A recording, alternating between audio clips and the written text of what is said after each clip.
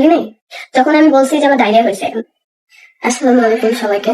তো আজকে আমি কিছু কথা বলবো, হয়তো আমি অনেক বেশি হাসি খুশি ভাবে কথা বলবো না বা অনেক পজিটিভ কথা আমি আসলে বলবো না, কারণ এজ এ হিউম্যান আমাদেরও খারাপ লাগা আছে ভাই। জাস্ট আপনারা কমেন্ট করে দিলেন আর বীর সেজে গেলেন, ভালো মানুষের পরিচয় দিলেন, তা তো না। এত নোংরা মানসিকতার পরিচয় আপনারা দেন কিছু কিছু কমেন্টে, যেটা বলার মতো না।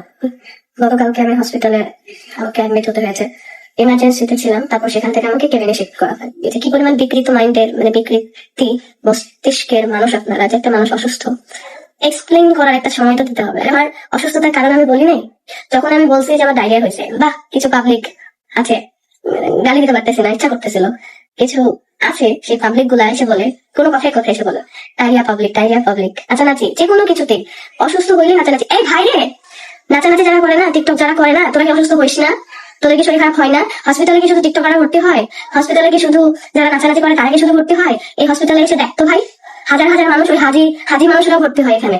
হ্যাঁ, যারা সারাদিন আল্লাহর নাম নেয়, যারা সারাদিন অন্য ধর্মের মানুষ, যারা অন্য পূজা পাঠ করে, ধর্মের এই নিয়ে পড়ে থাকে, ইমানদার ব্যক্তিরা, চোর বাটপার ঘুষখোর সবগুলো মানুষ না এই হসপিটালে জায়গা নাই, ভর্তি হওয়া যায় না। তাদের কি পাপের জন্য আসে? হ্যাঁ, আর ঘুরায় কাটা বলে যে হচ্ছিল একজনের নাম নিয়ে বলে যে আরে ভাই, যে আমার জীবনে থেকেছে তারা সবাই ভিউ কামাইছে। হ্যাঁ, সে ভিউ কামাইছে, সে ডলার ইনকাম করছে, ওই টাইমে বহুত ডলার দিত। আমার অসুস্থ টাইমে ওইটুক পাশে থেকে ডলার কামাইছে। তার আগের দিনে সে তার মেয়ে অসুস্থ থেকেছে, আমি সেটা বলেছি, তার ভিডিও করিনি। মূর্খরা বারবার সবসময় টেনে হিচড়ে নিয়ে এসে একজন মানুষকে অপরাধ করে। আমাকে দিয়ে তার পাশে যে আমাকে ক্ষমা চাইতে হবে, ক্ষমা চাইলে আমি সুস্থ হয়ে যাবো? অসুস্থতা আল্লাহ দিছে। এই মুসলিমের বাচ্চা হলে এতটুকু তো জানা কথা রে ভাই, মুসলিমের বাচ্চা হলে এতটুকু তো জানা কথা আল্লাহ জ্বর অসুস্থ কাকে দেয়। আমি তো জানি যে আমি সুস্থ হলে আমি একটা ভিডিও এখানে পোস্ট করতে পারি না, একটা কোনো কিছু আমি জানাই না। যারা জানতে চাচ্ছিল আমার কি অবস্থা, সবগুলো আপডেট মনে হয় তারিখ ভাই এখান থেকে দিচ্ছিল। ফোন তো আমি তো জানি না যে আমার ফোন কোথায় ছিল, আমি কিভাবে ছিলাম, আমার পরিস্থিতি কিভাবে ছিল। এত কিছু মাঝখানে মানুষের কমেন্ট দেখে মৃত্যু কামনা করতেছে ভাই, এর থেকে খারাপ আর কি হইতে পারে?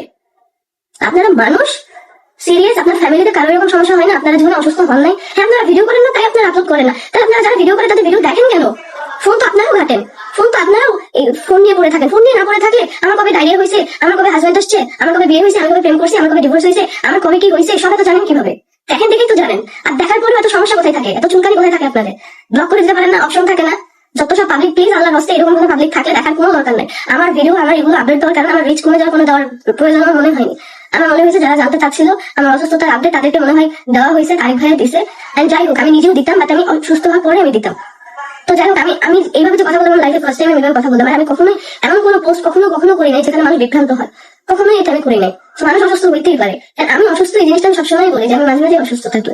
তো তার মানে এই না আমি অসুস্থর কথা বললেও সমস্যা, না বললেও সমস্যা, আপডেট দিলেও সমস্যা, আপডেট না দিলেও সমস্যা, অনেক কিছুতে সমস্যা থাকে। তাই আপনাদের জীবনে সমস্যা নাই, আপনাদের জীবনে কোনো প্রবলেম নাই, ভিডিও করেন না তাই হয়তো আপনার কথা শোনেন। আপনার ভিডিও করেন, ধুয়ে দিবে পাবলিক, আপনাকে গালাগালি করে একদম ছিঁড়ে খেয়ে দিবে, দেখেন তখন দেখবেন কতটা খারাপ লাগে, সহ্য করতে পারেন কিনা। হসপিটালের বেডে থেকেও অভিশাপ দেবো না কাউকে, খালি এতটুকু বলবো যেরকম পরিস্থিতিতে যেন আপনাদেরকে না পড়তে হয়। সব অসুস্থ মস্তিষ্কের মানুষ